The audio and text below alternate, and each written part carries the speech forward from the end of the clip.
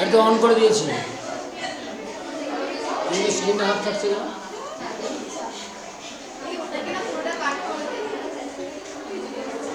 On করতে হবে। On আছে তো, টাইম না টাইম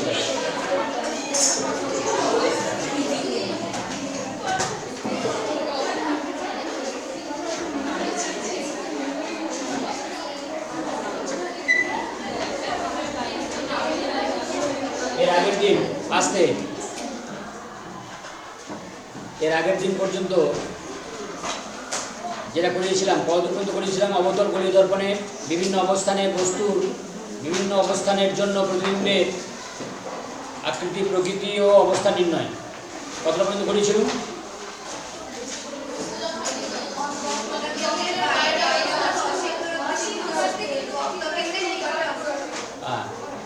আর একটাই বাকি ছিল, যেটা বলেছিলাম যে বক্রতার কেন্দ্রের বাইরে, তার মানে অসীম দূরত্বে কিন্তু বক্রতার কেন্দ্র থেকে বহু দূরবর্তী অবস্থানে যদি হয়, সেক্ষেত্রে বস্তু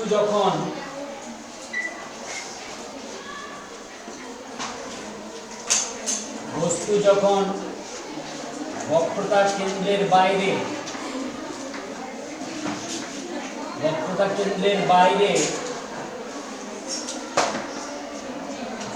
অবস্থিত,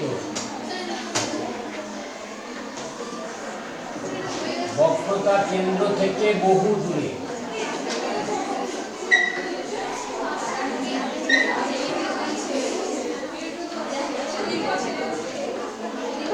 এটা হয়ে গেছে।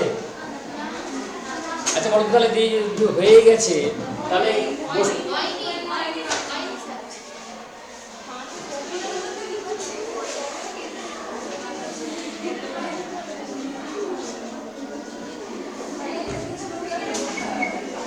এম ডট একটা গোলীয় অবতল দর্পণ, কথা বলবে না। এম ডট একটা গোলীয় অবতল দর্পণ,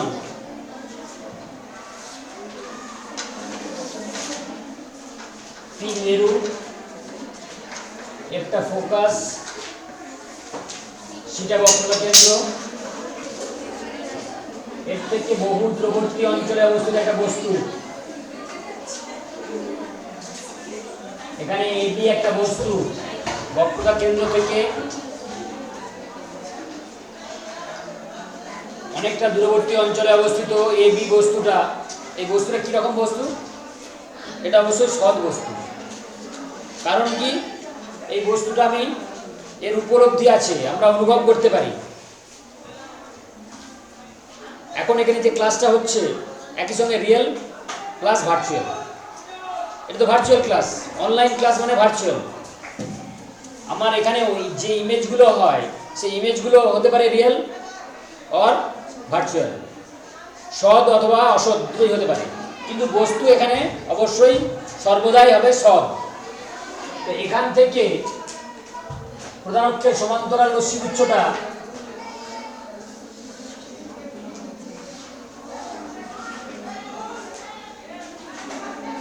প্রধান অক্ষের সমান্তরাল রশ্মিগুচ্ছ দর্পণে প্রতিফলনের পর সে কোন দিক দিয়ে যাবে?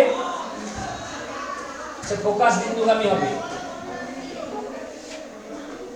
সেটা তো অবশ্যই ফোকাস বিন্দুগামী হবে। প্রধান অক্ষের সমান্তরাল রশ্মিগুচ্ছ দর্পণে প্রতিফলনের পর সেটা ফোকাস বিন্দু দিয়ে যাবে। আর একটা আলোক রশ্মি যেটা বক্রতা কেন্দ্রগামী,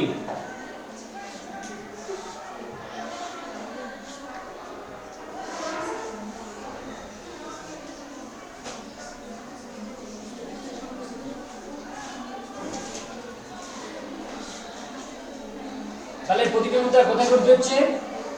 এখান থেকে যদি লম্বটা নিই, মোটামুটি ভাবে ফোকাস বিন্দুতে প্রতিবিম্বটা করতে হবে। কোথায় করতে হবে? ফোকাস বিন্দুতে বা ফোকাস দূরত্বের মধ্যে। ফোকাস বিন্দুতে বা ফোকাস দূরত্বের মধ্যে, এটা অসীম অবস্থান। যেমন ফোকাস বিন্দুগামী কোনো আলোক রশ্মি দর্পণে প্রতিফলনের পর সমান্তরাল রশ্মিগুচ্ছে পরিণত হয়, অর্থাৎ অসীম দূরত্বে কোথাও গিয়ে মিলিত হয়, এরকম তো আমরা ধরে নিই। অবতল গোলীয় দর্পণের ক্ষেত্রে যখন আমি ফোকাসে একটা বস্তু রেখেছিলাম, তখন প্রতিফলনের পর আলোক রশ্মিগুচ্ছগুলো কি হয়েছিল? সমান্তরাল রশ্মিগুচ্ছে পরিণত হয়েছিল। যদি দর্পণের দিকে মানে দর্পণটা যেদিকে তার প্রতিফলক তল সেদিকেও যদি আলোক রশ্মিগুলোকে বিস্তৃত করা হয় তারা সমান্তরাল রশ্মিগুচ্ছে পরিণত হচ্ছিল। আর দর্পণের বিপরীত দিকে মানে পিছনের দিকে সেদিকেও যদি আমি এক্সট্রা প্লট করি লাইনগুলোকে টেনে বাড়াই সেখানেও দেখছি তারা সমান্তরাল রশ্মিগুচ্ছে অপসৃত রশ্মিগুচ্ছে পরিণত হচ্ছে। তাহলে সেখানে কিন্তু কোথাও মিলিত হচ্ছে না, মানে আমরা ধরে নিচ্ছি অসীম অবস্থানে কোথাও না কোথাও মিলিত হবে। অর্থাৎ যদি দর্পণের দিকে কোথাও মিলিত হয় সেখানে সৎ প্রতিবিম্ব তৈরি হবে, আর যদি দর্পণের পিছনের দিকে কোথাও মিলিত হয় বা কোনো বিন্দু থেকে অপসৃত হচ্ছে বলে মনে হয় তাহলে সেখানে অসৎ প্রতিবিম্ব তৈরি হবে। এখানেও তেমনি, তাহলে ফোকাস বিন্দু দিয়ে যে রশ্মিটা যদি মানে আসছে মানেই একটা অসীম দূরত্বের থেকে আসছে, সে ফোকাস বিন্দু দিয়ে যাচ্ছে, তাহলে ফোকাস বিন্দুগামী আলোক রশ্মিটা যদি বেরিয়ে যায় তখন প্রধান অক্ষের সমান্তরাল রশ্মিগুচ্ছে পরিণত হয়। তেমনই তাহলে অসীম অবস্থানে অবস্থিত বস্তুটা প্রতিবিম্বটা তৈরি হবে কোথায়? ফোকাসে বা ফোকাস দৈর্ঘ্যের মধ্যে। এমন যদি হয় যে বক্রতা কেন্দ্র থেকে এমন একটা ডিস্টেন্সে আছে যেখানে কিন্তু ফোকাস বিন্দুতেও তৈরি হতে পারে, যেমন আমি যেটা এঁকেছি, আর বাদ বাকি যা হবে আরো বাইরে গেলে সেটা ফোকাস দূরত্বের মধ্যেই হবে, কিন্তু ফোকাস দূরত্বের বাইরে কখনো কোনো প্রতিবিম্ব সৃষ্টি হবে না যতক্ষণ এই বক্রতা কেন্দ্র থেকে বহু দূরে অবস্থিত, যেটাকে বলছি অসীম দূরত্বে অবস্থিত। তাহলে এখানে প্রতিবিম্বের প্রকৃতি কি হবে বা আকৃতি, অবস্থান, প্রতিবিম্ব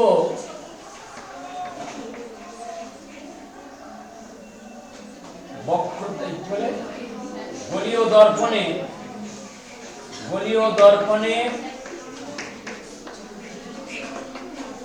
ফোকাসে বা ফোকাস দূরত্বের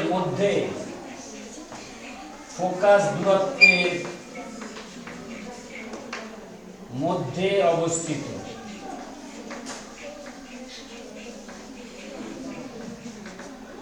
আর প্রতিবিম্বটা কেমন এখানে? এটা নিশ্চয়ই রিয়েল। আলোক রশ্মি যেহেতু মিলিত হচ্ছে, বক্রতা কেন্দ্রগামী আলোক রশ্মিটা এদিকে কি চিহ্ন দেবো? যেটা বক্রতা কেন্দ্র দিয়ে যাচ্ছে আর সেটা বক্রতা কেন্দ্র দিয়েই ফিরবে। এই আলোক রশ্মিটা তো লম্বা আপতন, তাহলে বক্রতা কেন্দ্রগামী যে আলোক রশ্মি দর্পণে গিয়ে পড়ে সেই আলোক রশ্মিটা বক্রতা কেন্দ্র দিয়েই ফিরে আসে। এই জন্যে প্রতিবিম্বটা তৈরি হয়েছে কোথায়? তাহলে ফোকাস বা ফোকাস দূরত্বের মধ্যে। আর 2 নম্বর হচ্ছে প্রতিবিম্বের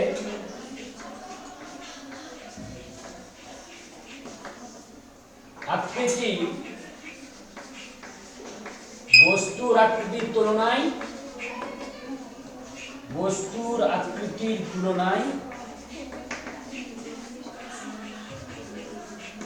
ক্ষুদ্রতর। আর 3 নম্বর হলো কি? প্রতিবিম্বটা সৎ এবং অবশীর্ষ। তাহলে প্রতিবিম্বের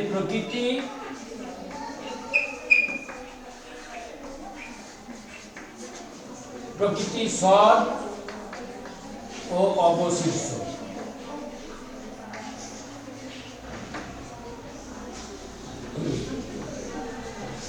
তাহলে বস্তু যখন বক্রতা কেন্দ্রের বাইরে বহু দূরে, বক্রতা কেন্দ্র থেকে বহু দূরে অবস্থিত, তখন প্রতিবিম্ব গোলীয় দর্পণের ফোকাসে বা ফোকাস দূরত্বের মধ্যে অবস্থিত। প্রতিবিম্বের আকৃতি বস্তুর আকৃতির তুলনায় ক্ষুদ্রতর এবং প্রতিবিম্বের প্রকৃতি হবে সৎ ও অবশীর্ষ। এই পর্যন্ত আমাদের অবতল গোলীয় দর্পণের প্রধান অক্ষের উপর অবস্থিত যে কোনো অবস্থানের জন্য আমরা বিস্তৃত আকারের বস্তুর প্রতিবিম্ব গঠনের রশ্মিচিত্র অঙ্কন করেছি এবং সেখানে আমরা প্রতিবিম্বের আকৃতি, প্রকৃতি ও অবস্থান আমরা নির্ণয় করেছি। এইগুলো কিন্তু এই অবতল গোলীয় দর্পণ সংক্রান্ত যা কিছু সবটাই শেষ। আর এর আগের দিনও বলেছিলাম যে অবতল গোলীয় দর্পণের যে ঘটনাগুলো ঘটছে প্রতিফলনের দরুন যেভাবে প্রতিবিম্ব তৈরি হচ্ছে, উত্তল লেন্সের ক্ষেত্রেও একটা প্রতিসারক মাধ্যম, সেখানে কিন্তু প্রতিসরণের দ্বারা প্রতিবিম্ব তৈরি হবে। সেখানেও কিন্তু একই ধরনের ঘটনাগুলি ঘটবে। বিভিন্ন অবস্থানে বস্তুর অবস্থানের জন্য উত্তল লেন্সের ক্ষেত্রে ঠিক একই রকমের বা সমতুল্য ঘটনাগুলি ঘটবে বা সমতুল্য আকৃতি বা প্রকৃতি প্রতিবিম্ব তৈরি হবে। উত্তল লেন্সের ক্ষেত্রেও একই ধরনের ঘটনা ঘটবে। এরপর যেটা আমরা আসবো উত্তল গোলীয় দর্পণের ক্ষেত্রে। যে কোনো উত্তল গোলীয় দর্পণের ক্ষেত্রে যে কোনো অবস্থানের জন্য উত্তল গোলীয় দর্পণের ক্ষেত্রে বস্তুর যে কোনো অবস্থানের জন্য প্রতিবিম্ব সব ক্ষেত্রেই প্রতিবিম্বের প্রকৃতি, আকৃতি এবং তার অবস্থান একই রকমের হয়। সব ক্ষেত্রে বস্তুর যে কোনো অবস্থানের জন্য, বিভিন্ন অবস্থানের জন্য একটাই প্রতিবিম্ব তৈরি হয়, মানে সেই প্রতিবিম্বের প্রকৃতি, আকৃতি এবং তার অবস্থান একই রকমের হয় বলে ওই একটা ক্ষেত্র করলেই আমাদের হবে। এবারে যেটা করছি,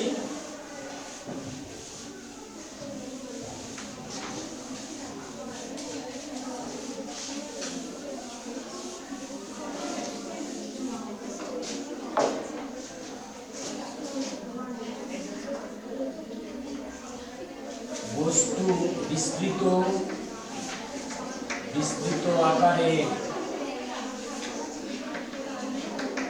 আকারে বস্তু যখন কোনো উত্তল গোলীয় দর্পণে প্রধান অক্ষের উপর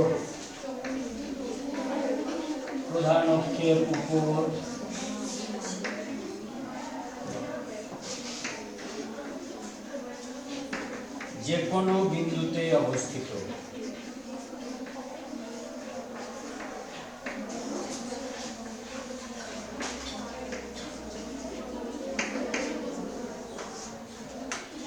তাহলে উত্তল গোলীয় দর্পণের ক্ষেত্রে এটা একটা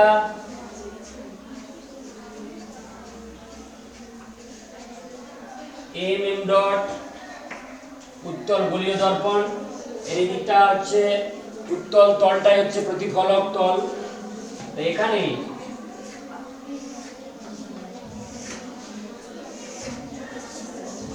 এটা মেরু পি, এখান থেকে এটা যদি এফ হয়, এটা যদি বক্রতা কেন্দ্র সি হয়, একই রকম ভাবে এখানে এফ করব, ঠিক সমদ্রচ্ছেদ সি। এর বক্রতা কেন্দ্রটা নিশ্চয়ই ভেতরের দিকে, কিন্তু মেরু থেকে সমদূরত্বে আর একটা বক্রতা কেন্দ্র আমি নিয়েছি প্রধান অক্ষের উপর অবস্থিত। তো এখানে আমি যদি বস্তুটাকে রাখি ফোকাসে, মানে ফোকাস দূরত্বের মধ্যে, ফোকাসে বা ফোকাসের বাইরে, বক্রতা কেন্দ্র ফোকাস এবং বক্রতা কেন্দ্রের মধ্যে, বা বক্রতা কেন্দ্রে বা বক্রতা কেন্দ্রের বাইরে, আমি এখানে একটা অবস্থানে রেখেছি বস্তুটাকে ফোকাস এবং বক্রতা কেন্দ্রের মধ্যে। বস্তুটার অবস্থান দেখিয়েছি ফোকাস এবং বক্রতা কেন্দ্রের মধ্যে। এখানে এবি একটা বস্তু। উত্তল গোলীয় দর্পণের ক্ষেত্রে প্রধান অক্ষের সমান্তরাল রশ্মিগুচ্ছ দর্পণের প্রতিফলনের পর কি হয়? প্রধান অক্ষের সমান্তরাল রশ্মিগুচ্ছ দর্পণের প্রতিফলনের পর সেই আলো রশ্মিটা কি হয়? অপসারী রশ্মিগুচ্ছে পরিণত হয়। যেহেতু এরকম প্রতিফলক তলটা, তাহলে এখান থেকে চিপড়ে বেরিয়ে যায়, তাহলে এখান থেকে আলো রশ্মিটা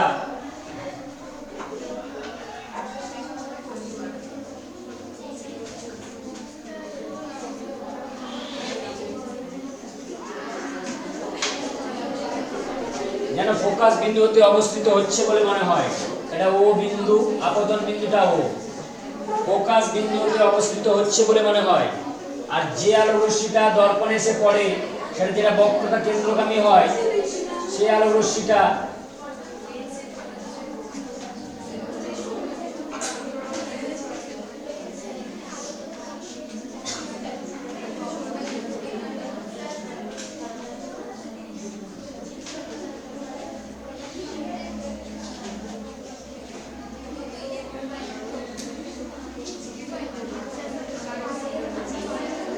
এখানে কিন্তু বক্রতা কেন্দ্রগামী যে আলো রশ্মিটা হবে বা দর্পণের পিছনে যেটা, সেটা ওই বিন্দু থেকে অপসৃত হচ্ছে বলে মনে হবে। সেই জন্য এখানে ডটেড লাইন দিয়ে টানতে হবে। এটা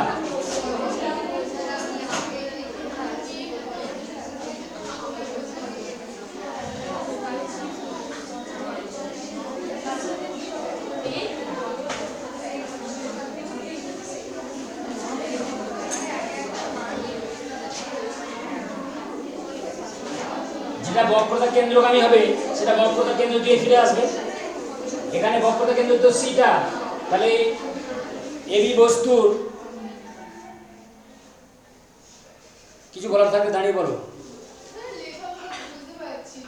কোন লেখাটা বুঝতে পারছো? কোনটা?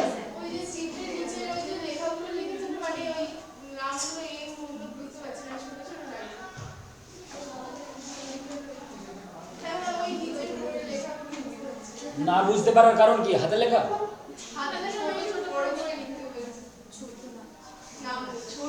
নাকি এখানে জানলা থেকে আলো রিফ্লেকশনের জন্য কোন রকম?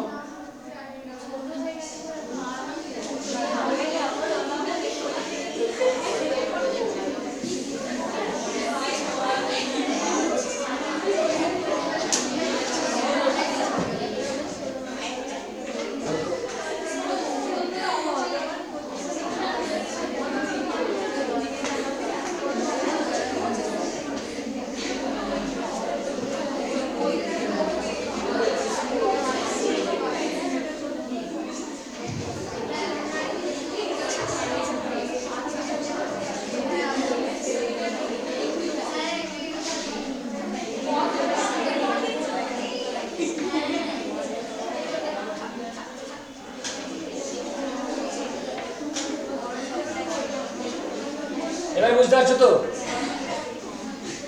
আমি বস্তুটাকে লিখেছি বক্রতার কেন্দ্র এবং ফোকাস দূরত্বের মধ্যে, ফোকাসের মধ্যে। এবি বস্তু, এবি বস্তু, বস্তুর শীর্ষ প্রান্ত থেকে প্রধান অক্ষের সমান্তরাল রশ্মিগুচ্ছটা দর্পণে প্রতিফলনের পর সে আলো রশ্মিটা অবশ্যই ফোকাস বিন্দুগামী হবে। সেই জন্য আমি আগে ফোকাস বিন্দুটা যোগ করে নিচ্ছি। এই আলো রশ্মিটা ফোকাস বিন্দুগামী হবে, কারণ নিশ্চয়ই এটা এইভাবে প্রতিফলিত হয়েছে। আরেকটা আলো রশ্মি যেটা বক্রতা কেন্দ্রগামী, দর্পণে প্রতিফলনের পর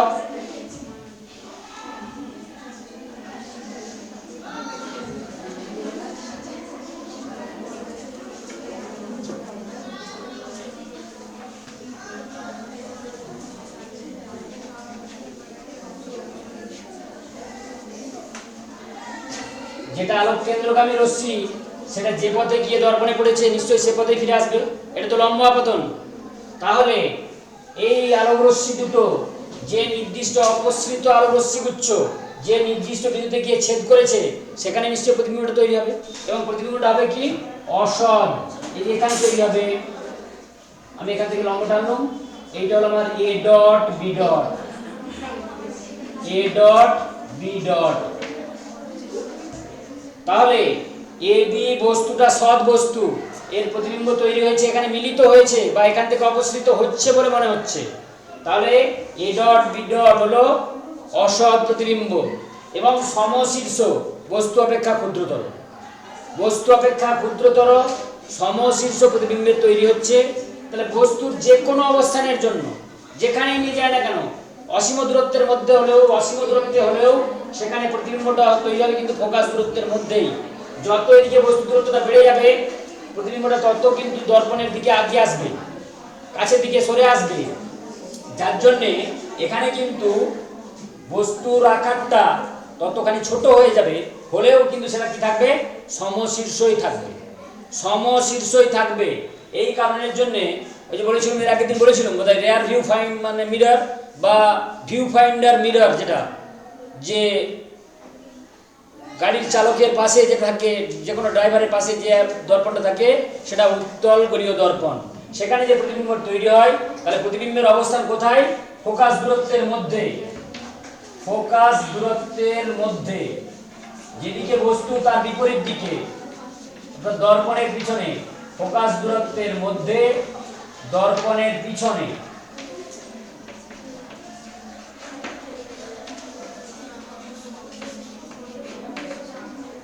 আর 2 নম্বর, প্রতিবিম্বের আকৃতি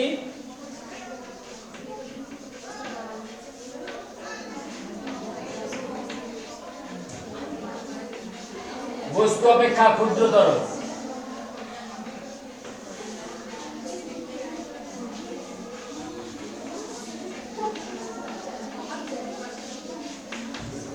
আর 3 নম্বর হচ্ছে কি? প্রতিবিম্বের প্রকৃতি সৎ,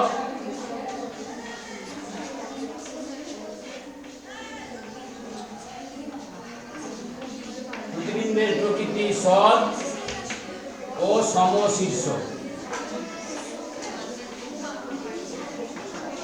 তাহলে এখানে প্রতিবিম্বটা হলো ছোট আকারের, ক্ষুদ্রতর, অনেক বেশি দূরে অবস্থিত। কিটা অসৎ প্রতিবিম্ব, অবশ্যই প্রকৃতি অসৎ, অসৎ সমশীর্ষ। এই জন্য আমি এখানে ডটেড লাইন দিয়ে কেটেছি বস্তুটা, প্রতিবিম্বটা। তাহলে প্রতিবিম্বের প্রকৃতি হলো অসৎ ও সমশীর্ষ এবং বস্তু অপেক্ষা ক্ষুদ্রতর। ওটা আমি দর্পণে দেখতেই পাই, ওখান থেকে কিন্তু ওটাকে আর পর্দায় ফেলা যায় না। অতএব এটা অবশ্যই অসৎ প্রতিবিম্ব। আর যেহেতু আলোকরশ্মি গুচ্ছ ওখান থেকে অপসৃত হচ্ছে বলে মনে হয়, তাহলে সেখানে যে প্রতিবিম্বটা গঠিত হয়, আমরা এতক্ষণ দেখেছি যেখানে আলোকরশ্মি সরাসরি যে মিলিত হয়ে যে প্রতিবিম্ব তৈরি হয় সেটা হয় সৎ প্রতিবিম্ব। আর এই প্রতিবিম্বটা ওখান থেকে অপসৃত হচ্ছে বলে মনে হয় যেহেতু, সেই জন্য এটা অবশ্যই অসৎ প্রতিবিম্ব। আমার ওখানে ওটা লিখতে ভুল হয়েছিল। আর এটা সমশীর্ষ। তাহলে একই রকমের আমরা অবতল গোলীয় দর্পণের ক্ষেত্রেও দেখলাম যে বস্তুর অবস্থানটা যখন বক্রতা কেন্দ্রের বাইরে, বস্তুর অবস্থানটা যখন বক্রতা কেন্দ্রের বাইরে, তখনই কিন্তু প্রতিবিম্ব তৈরি হচ্ছিল এবং সেখানে প্রতিবিম্বটা সৎ প্রতিবিম্ব হচ্ছিল, বস্তু অপেক্ষা ক্ষুদ্রতর, বস্তু অপেক্ষা ক্ষুদ্রতর। তাহলে আমরা এই রেয়ার ভিউ মিরর হিসাবে উত্তল দর্পণের পরিবর্তে ওরকম অবতল দর্পণ ব্যবহার করতে পারি না কেন? সেটা তো ব্যবহার করতে পারি।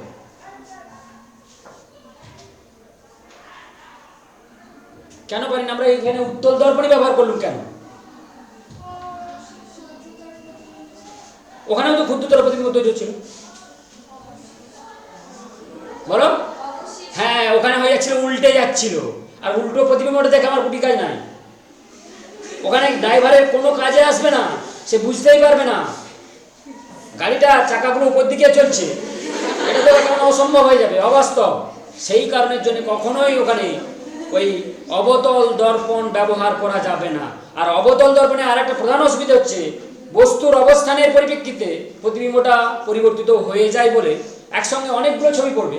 যেটা কাছে অবস্থিত তার অন্যরকম ছবি হবে, আবার যেটা দূরে অবস্থিত তার অন্যরকম ছবি হবে। একই সঙ্গে তো অতগুলো প্রতিবিম্ব সৃষ্টি হবে।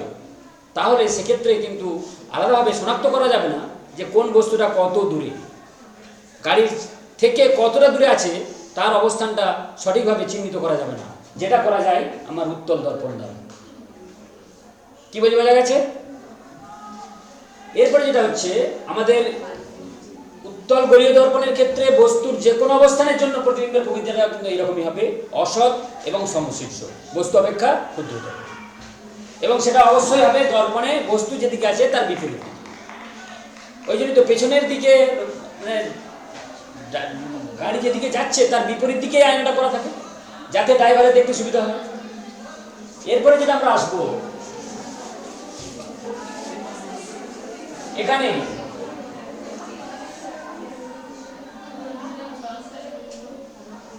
কিছু বলছো? উঠে দাঁড়িয়ে বলো না, আমরা সকলে শুনবো।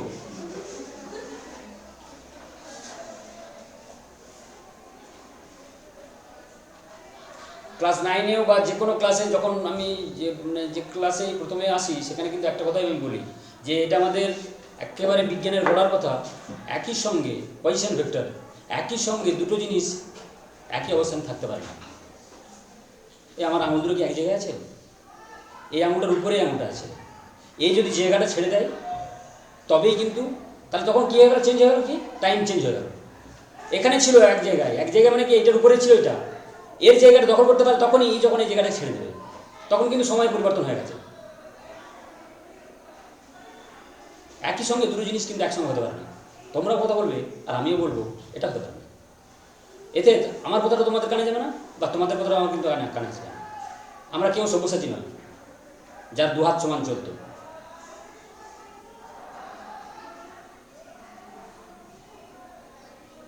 অতএব যখন তোমরা বলবে তাহলে আমাকে চুপ থাকতে হবে, নাহলে আমি বললে তোমাদেরকে চুপ থাকতে হবে।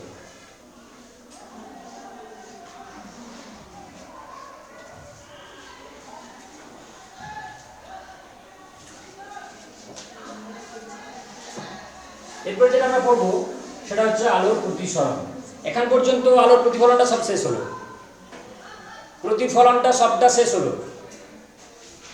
এরপরে যেটা আমরা পড়বো সেটা সমতল দর্পণের ক্ষেত্রে কি, আর অবতল গোলীয় দর্পণের ক্ষেত্রে কি, অবতল বা উত্তল গোলীয় দর্পণের ক্ষেত্রে কি যা ঘটনা ঘটে সেটা বলেছিলাম, সবটাই হচ্ছে প্রতিফলন। এরপরে যেটা হবে সেটা হচ্ছে প্রতিসরণ।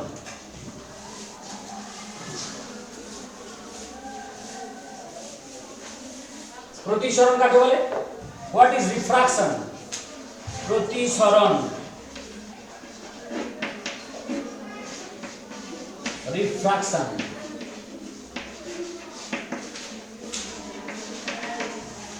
প্রতিসরণ কাকে বলে? কোন আলোক উৎস হতে আগত আলোক রশ্মিগুচ্ছ দুই মাধ্যমের বিভেদ তলে আপতিত হয়ে এক মাধ্যম থেকে অপর মাধ্যমে প্রবেশের সময় আলোক রশ্মির গতিপথের অভিমুখের পরিবর্তনের ঘটনাকে বলা হয় আলোকের প্রতিসরণ। আলোক রশ্মির গতিপথের অভিমুখের পরিবর্তন ঘটে কেন না? দুই মাধ্যমের সেপারেট ডেনসিটির জন্য, আলোকীয় ঘনত্বের জন্য। মাধ্যমদ্বয়ের আলোকীয় ঘনত্বের পার্থক্যের দরুনই সেখানে কি হয়ে যায়? আলোকের গতিপথের অভিমুখের পরিবর্তন ঘটে। আর ঘনত্বের পরিবর্তনের সাথে সাথে ওই মাধ্যমদ্বয়ের বা বিভিন্ন মাধ্যমে আলোকের গতিবেগ বিভিন্ন হয়। সেই কারণের জন্যে গতিবেগের পরিবর্তনের দরুন আলোকরশ্মির গতিপথের অভিমুখের পরিবর্তন ঘটে যায়। বিভিন্ন ঘনতর মাধ্যমের বা বিভিন্ন ঘনত্বযুক্ত মাধ্যমের আলোকরশ্মির গতিপথে বাধাদান করার ক্ষমতা বিভিন্ন, যার জন্যে আলোকরশ্মির গতিপথের অভিমুখের পরিবর্তনের ঘটনাটাও বিভিন্ন হয় বিভিন্ন ঘনত্বযুক্ত মাধ্যমের ক্ষেত্রে। আর এই ঘটনাটাই হলো আলোকের প্রতিসরণ। এখানে কিন্তু এতক্ষণ যেটা পড়ছিলাম এটা হচ্ছে সমসত্ব অস্বচ্ছ মাধ্যম, সমঘনত্বযুক্ত অস্বচ্ছ মাধ্যম কাঁচ মাধ্যম। কাঁচ মাধ্যমের এক পৃষ্ঠটা অস্বচ্ছ করে দেওয়া হয়েছে সেখানে পারদের প্রলেপ দিয়ে, যেটার দর্পণ তৈরি করা হয়েছে। আর একটা কাঁচ খণ্ড সমসত্ব স্বচ্ছ প্রতিসারক মাধ্যম, সেটা যেমন একটা আয়তাকার কাঁচের স্ল্যাব, পেপার ওয়েট দেখেছো? পেপার ওয়েটের এধার ওধার তো দেখা যায়। একটা কাঁচের ফলক, নির্দিষ্ট বেদযুক্ত একটা আয়তাকার কাঁচের ফলক বা স্লিট, সেটাকে যদি আমি একটা লেখার উপরে চাপা দিই, লেখাগুলো উপরের দিকে উঠে আসে না? এটা কেন হয় না? আলোর প্রতিসরণের দরুন। এখানে তাহলে দুটো মাধ্যম কোনটা? একটা আলোকীয় মাধ্যম, আমার ওই কাঁচ ফলকটার উপরের মাধ্যমটা বায়ু মাধ্যম, সেটা নিশ্চয়ই লঘুতর মাধ্যম। বায়ুর ঘনত্ব কাঁচের ঘনত্বের তুলনায় অনেকখানি কম, বা আলোকীয় ঘনত্বের পরিমাণ বায়ু মাধ্যমের অনেক কম, সে তুলনায় কাঁচ মাধ্যমের ঘনত্ব কিন্তু অনেক বেশি। তো একটা আলোক উৎস থেকে আগত আলোক রশ্মিগুচ্ছ বায়ু মাধ্যম থেকে ওই কাঁচ মাধ্যমে প্রবেশের সময় দুই মাধ্যমে বিভেদ তলে আপতিত হয়েছে। বায়ু মাধ্যম থেকে যখনই ঘনতর লঘুতর মাধ্যম থেকে ঘনতর মাধ্যমে প্রবেশ করে, তখন আমরা আগেই জেনেছি যে আলোক রশ্মি কী হয়? অবিলম্বের দিকে সরে আসে। লঘুতর মাধ্যম থেকে ঘনতর মাধ্যমে প্রবেশের সময় আলোক রশ্মি অবিলম্বের দিকে সরে আসে। আর আলোক রশ্মি যখন ঘনতর মাধ্যম থেকে লঘুতর মাধ্যমের দিকে যায় তখন অবিলম্ব থেকে দূরে সরে যায়, কারণ লঘুতর মাধ্যমে আলোক রশ্মির বেগটা অনেক বেশি ঘনতর মাধ্যমের তুলনায়। যার জন্যে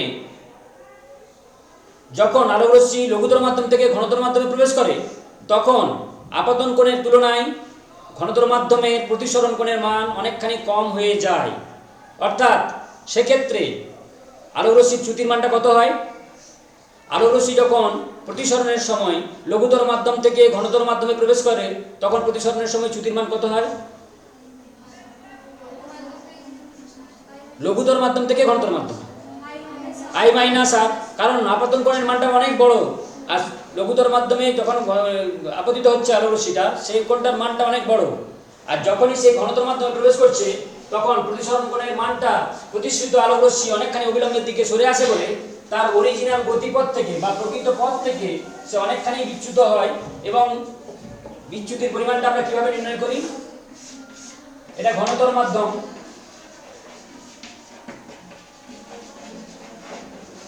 এটা ডেন্সার মিডিয়াম, আর এটা হচ্ছে লঘুতর মাধ্যম বা রেয়ারার মিডিয়াম। এটা দুই মাধ্যমের বিভেদ তল, এটা বায়ু মাধ্যম আর এটা কাঁচ মাধ্যম। আলোক রশ্মি লঘুতর মাধ্যম থেকে এটা আপতন বিন্দু ও এটা n ডট অবিলম্ব, এটা চলে যাওয়ার কথা এই বরাবর। যদি কাঁচ মাধ্যমটা না থাকতো তাহলে এই বরাবর সে বেরিয়ে যেত। তাহলে কতটা পথ সরে এসেছে? এই যে কৌণিক সরণ ঘটেছে সেটাই তো বলা হয় বিচ্যুতি বা চ্যুতি। তাহলে এই কোণটা আপতন কোণ AON, এটা হলো I, আর এটা AO হলো আপতিত আলোক রশ্মি, AO আপতিত আলোক রশ্মি,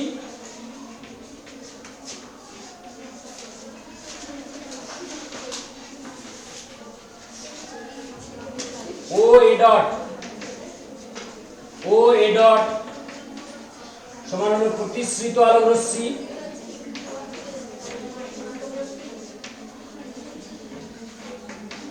প্রতিসৃত আলোক রশ্মি, AON সমান আপতন কোণ ইনসিডেন্ট অ্যাঙ্গেল I, আর A ডট ON ডট এটা হলো প্রতিসরণ কোণ বা R।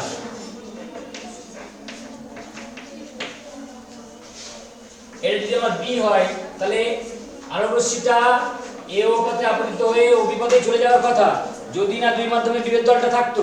তাহলে এখানে NN ডট আর AB সরলরেখাদ্বয় পরস্পরকে অভিমুখে ছেদ করছে, তাহলে এই কোণটা I হলে এই গোটা কোণটা I, বিপরীত কোণ এটা তো I। তাহলে আমার এখানে চ্যুতির পরিমাণটা কত? চ্যুতি বা ডেল্টা সমান হলো কি কোণ A ডট OB, এইটা চ্যুতি কোণের মান, এতটা পথ সরে এসেছে সে এই বরাবর চলে যাওয়ার কথা, তার অরিজিনাল গতিপথ থেকে এতটা পথ সরে এসেছে। আর এই কোণটার মান কত? R, এটা I, এটা R, এই গোটা কোণটা I, কোণ A ডট এই BON ডট এটা সমান হলো I। যেহেতু এটা কেন? যেহেতু কোণ BON সমান বিপ্রতীক কোণ BON ডট সমান বিপ্রতীক কোণ AON, বিপ্রতীক কোণ বলি। তাহলে BON ডটটা হলো বিপ্রতীক কোণ, এর মানটা হলো I, এটা সমান I। তাহলে অতএব AOB সেটা সমান কত হবে? এই A ডট OB যেটা চ্যুতি কোণটা সেটা সমান কি হবে? কোণ BON ডট মাইনাস কোণ A dot ON dot, that is I minus R। ঠিক বিপরীত ক্রমে যদি লঘু ঘনত্বর মাধ্যম থেকে লঘুতর মাধ্যমে যায় তখন সেক্ষেত্রে হবে কি R মাইনাস I। তো প্রতিসরণের ফলে এগুলো হচ্ছে চ্যুতির মান। প্রতিসরণের সূত্র দুটো কি? প্রথম সূত্রটা হচ্ছে আপতিত রশ্মি, একজন বলো, যখন একজন বলো, কেউ দাঁড়িয়ে বলো দেখি, বলো বলো। হ্যাঁ,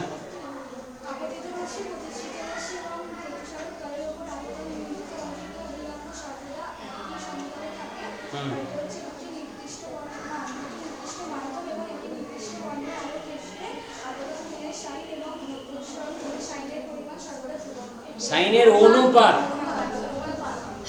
আপতন কোণের সাইন এবং প্রতিসরণ কোণের সাইনের অনুপাত সর্বদা ধ্রুবক হয়, এবং সেই ধ্রুবকটাকে আমরা কি বলি? মিউ বা সাইন I বা সাইন R।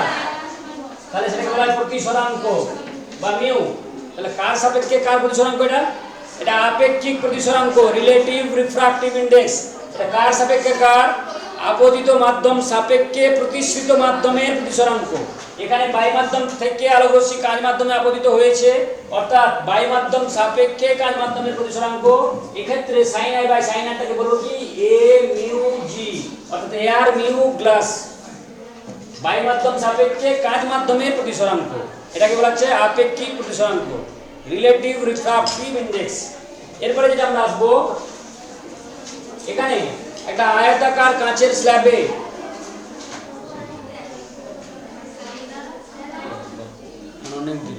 আয়তাকার কাঁচের স্ল্যাবে আলোর প্রতিসরণ।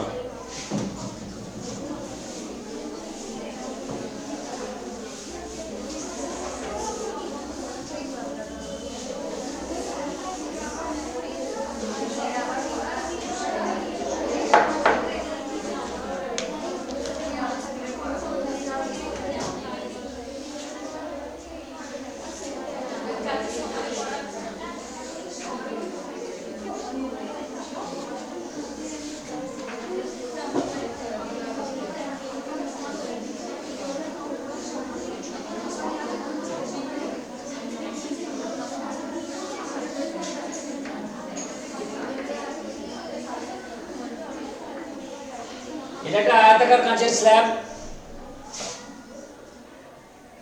যার যে কোনো একটা পার্শ্বতলে তির্যকভাবে আপতিত আলোক রশ্মিগুচ্ছ ওই স্ল্যাবের মধ্য দিয়ে প্রতিসরণের পর বিপরীত পৃষ্ঠ দিয়ে যখন নির্গত হয় তখন কিন্তু সেটা দেখা যায় যে আপতিত আলোক রশ্মি সমান্তরালভাবে নির্গত হয়, অর্থাৎ সেখানে চ্যুতির পরিমাণটা হয় ন্যূনতম, সমান্তরালভাবে বা একই পথে যেন প্রতিষ্ঠিত হয় বা বেরিয়ে আসে। এক্ষেত্রে এর যে আমার আপতন বিন্দু হয়, এখান থেকে তির্যকভাবে একটা আলোক রশ্মি আপতিত হয়েছে, এটা হলো আমার এন ডট অভিলম্ব। তাহলে আপতিত হওয়ার সঙ্গে সঙ্গে সে কি করবে, অভিলম্বের দিকে সরে আসবে,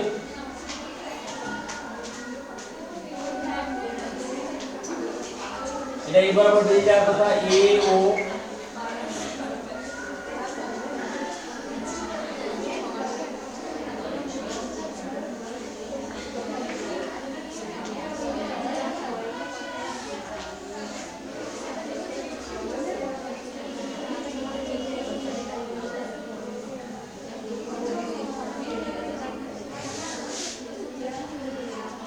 এইটা এখানে আপতন কোণ,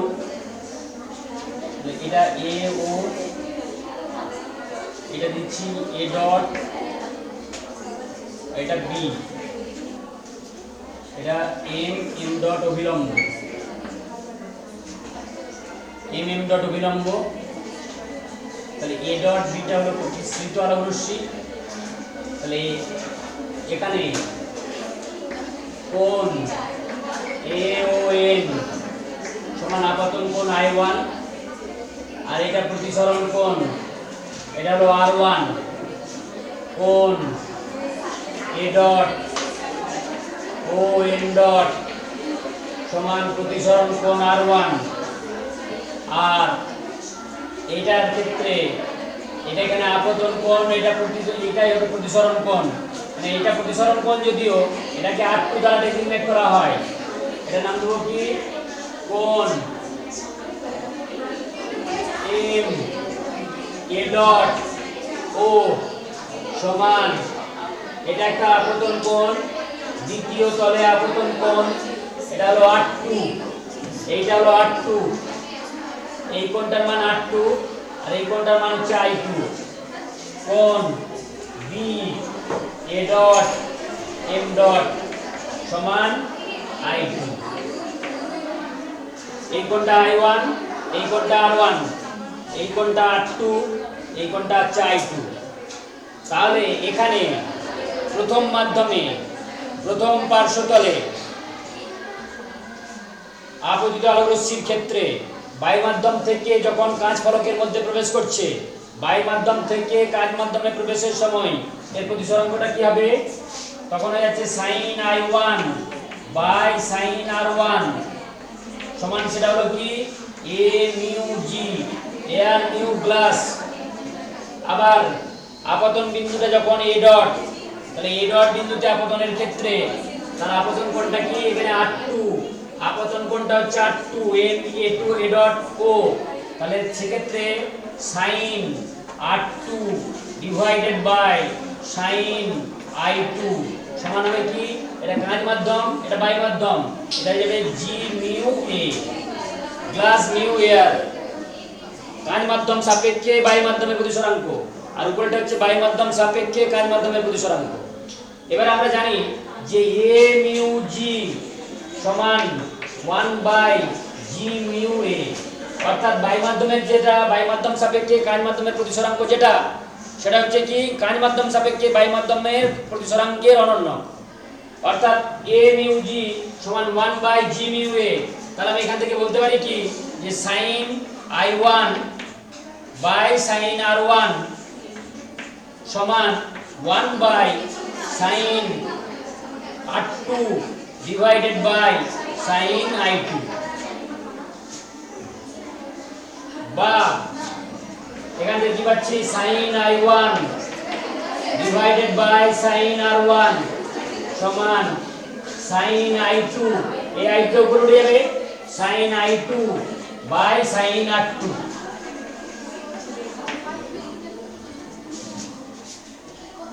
তাহলে sin i1 by sin r1 equal to sin i2 by sin r2 হলো। এরপর দেখো এইটার সঙ্গে এটা তো সমান্তরাল, একটা বস্তুর উপর দুই পৃষ্ঠে দুটো অভিলম্ব, তারা তো পরস্পর সমান্তরাল হবে। এখানে n m ডট এবং m m ডট এই দুটো অভিলম্ব, এই m m ডট এবং n n ডট পরস্পর সমান্তরাল। আর এখানে এই আলো রশ্মিটা হচ্ছে কি ভেদক বা ছেদক, তাহলে এই কোণটার সঙ্গে তো এই কোণটা সমান হতে হয়। এরা কি কোণ? একান্তর কোণ। n n ডট এবং m m ডট এই সরলরেখা দুটি পরস্পর সমান্তরাল এবং হচ্ছে ও a ডট হলো কি ভেদক বা ছেদক। অতএব এখানে আপাতত এই কোণটা r1 টা r2 এর সঙ্গে সমান, কারণ এরা পরস্পর অনুরূপ কোণ। তাহলে r1 r2 হলে r1 r2 প্রমাণিত হলো। r1 r2 তাহলে sin r1 sin r2, আর আমরা এখানে বলতে পারি কি sin i1 sin i2 বা i1 i2। তাহলে i1 i2 হলে এর সূত্র কি হবে? সমান্তরাল ভাবে নির্গত হবে। কাঁচের স্ল্যাবের প্রতিফলক তল দুটির বিপরীত পৃষ্ঠ দিয়ে আপতিত আলোক রশ্মির সঙ্গে প্রতিষ্ঠিত আলোক রশ্মিটা সমান্তরাল ভাবে নির্গত হবে।